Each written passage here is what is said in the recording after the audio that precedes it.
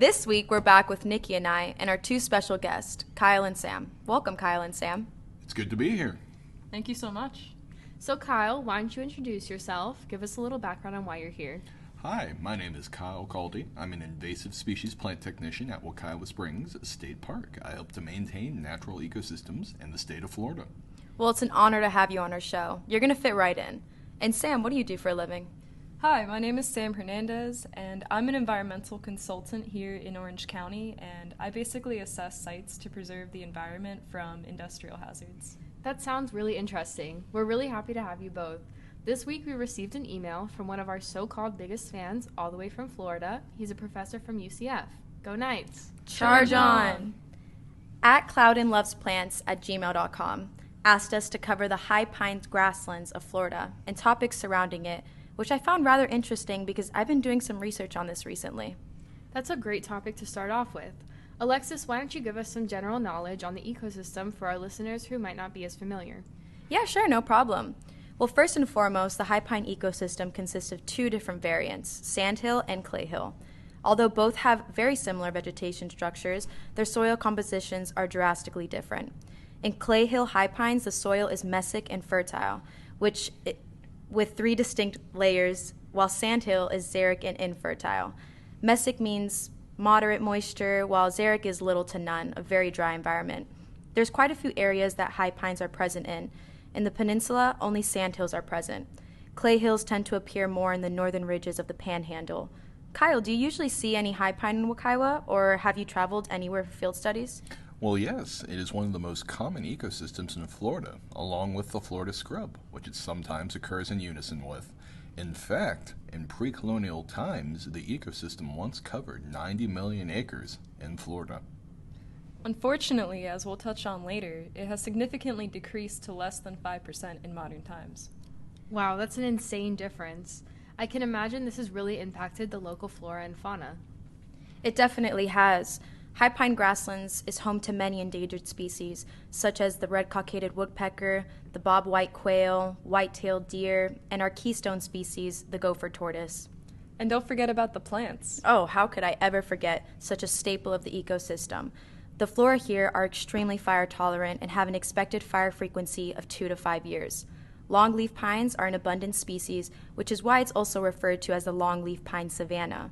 Wiregrass and saw palmetto cover most of the ground vegetation, and there's a high species diversity of herbaceous plants. Yeah, I did a field study at Chenziget Wildlife and Environmental Area in Central Florida, and it was a spectacular view. It's amazing how much they've restored to such a threatened ecosystem. Well, there is a reason we have to restore it, Kyle. As we discussed earlier, high pine grassland clearly supports a high diversity of plant and animal species, many endemic only to Florida. The preservation of these areas is essential to maintaining high biodiversity within Florida. However, these areas are reducing at an alarming rate, unsurprisingly due to humans. Not only are humans urbanizing, but we are also overutilizing and excluding natural fire regimes of natural habitats. Before American colonization, the high pine grassland habitat covered over 90 million acres of the southeastern United States. Extensive clearing of natural Florida habitats began during the Civil War to provide area for human settlement and population growth. Did that play hand in hand with logging and timber extraction? Yeah, actually, longleaf pines are known to grow slower than other pines, so they would replant different types of pine in their place in order to optimize production. The primary pine trees that would be replanted were loblolly and slash pine species, which grow rapidly and are still primarily used in logging industries today in Florida. Despite the fact that pines were being replanted, humans were making room for themselves and trying to make money at a faster rate. Today, there are less than 5% of the original longleaf pine habitat remaining, which is about 2.3 million acres. Wow, humans have really caused so much destruction. Have there been any efforts to mitigate longleaf habitat loss?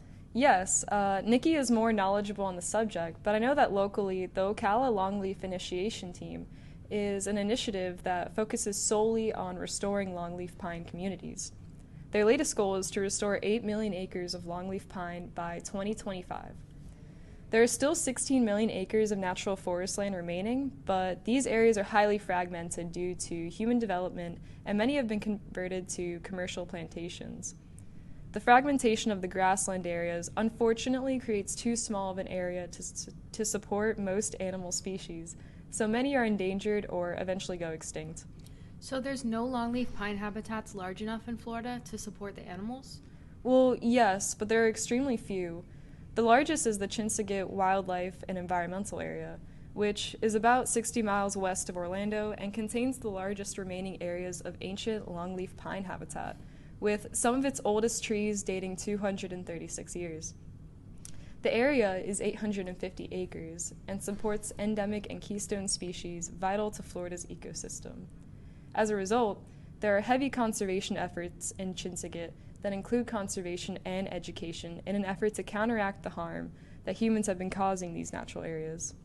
However, on top of human activity being a force of natural destruction, the invasion of non-native species has become a pressing matter as they continue to overpopulate and drive out endemic species. Well, Kyle, I know this is your area of expertise. Is there anything you want to add? Unfortunately, yes. Human interaction has not only damaged the environment directly, but has also paved the way for a more menacing threat to the Florida ecosystem.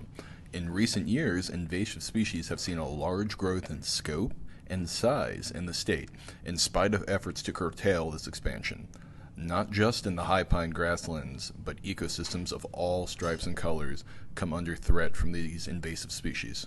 That seems extremely alarming. Can you give us some examples of invasives in the high pines? Sure. Some of the most common invasives found in the state are Kogan grass, invasive lantana, Brazilian pepper, and air potato, all of which are present in the high pine grasslands. Ecologists here in the state of Florida commonly classify invasive species on a 1 to 2 classification system, using the Florida Exotic Plant Pest Council's recommendations. Sam, you might be familiar with this. That's correct, Kyle. So when a plant is classified as a 2, it means they are not as threatening to natural species, and 1 being extremely threatening. And this is based on their likelihood to form a monoculture and crowd out native species. Kogan grass is actually listed as the world's most invasive weed, along with kudzu, an invasive vine also present in Florida, and serves as one of the greatest threats to natural Florida ecosystems. It is classified as a number 1 on the invasive classification system. How exactly can it hurt the native species, though? It basically outgrows, outpopulates, and outcompetes the native understory of the high pine grassland. A lot of our local animals feed off local plants which are in decline due to Kogan grass, creating a domino effect that slowly erases our natural ecosystems and plants such as our native lantana, geranium, false foxglove, and much, much more. On a more personal note, you would be surprised to know how much we unknowingly affect this problem. For instance, Florida has a native and an invasive species of lantana, a common flowering plant used in landscaping. The thing is, the invasive lantana is often mistaken for the non-invasive lantana, and is much more prolific in gardening due to its wider variety of colors. Oh my God, tell me about it. My neighbor has such a huge garden filled with the invasive lantana, and it takes everything in me not to rip them out. Whoa, Alexis, it's probably just ignorance. Maybe try and let her know gently. Funny enough, ignorance is one of the main reasons why our ecosystems are in this state. That's very true. For example, hundreds of years ago, humans have thought fire would harm the ecosystem rather than help it. This led to fire suppression, which caused plants from the neighboring scrub to creep in. This obviously decreased ecodiversity and thus contributing to the decline of the habitat. There is also a flip side to that particular coin. If crews assisting with controlled fires do not follow very safe and strict guidelines for maintaining their equipment, they can unknowingly help transfer seeds of invasives, serving as a vector for harmful plants to spread across the state. The unfortunate part of the subject is the private ownership of lands has led to difficulty in addressing a permanent solution to the issue.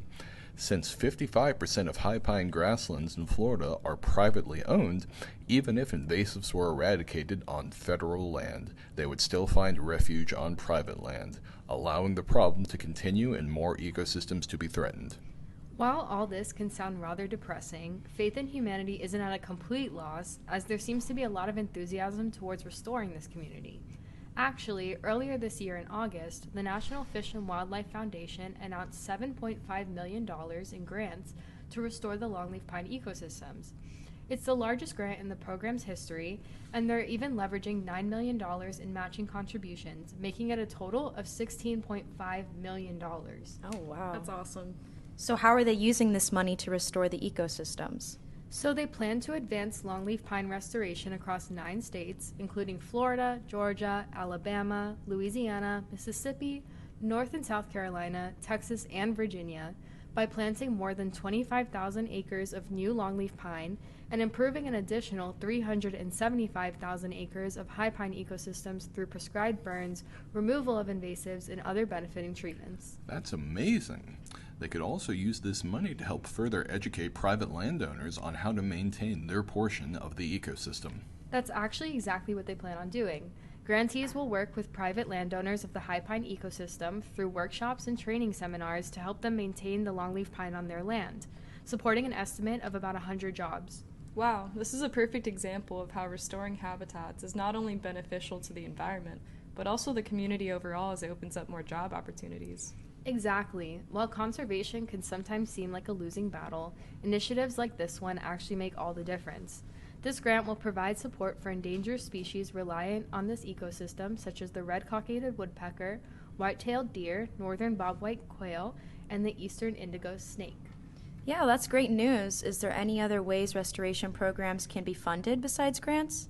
Yeah, funding is always needed for research and rehabilitation. There's actually been suggestions to implement a portion of tax towards restoration for endangered ecosystems. However, citizen compliance is crucial to make these changes happen. There was actually a study done in 2021 on how willing the public is to assist in longleaf pine restoration programs in the southeast U.S. That's very interesting. What did the study conclude? So the authors of the study surveyed a sample of 953 residents in Florida, Georgia, Alabama, and Mississippi. These participants were first given background information on the high pine ecosystem services and their benefits.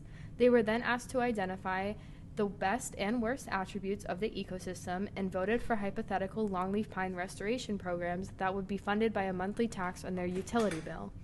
According to the responses, red-cockaded woodpecker conservation was deemed the most important attribute, followed by carbon sequestration, which is the storing of atmospheric carbon dioxide, and forest recreation.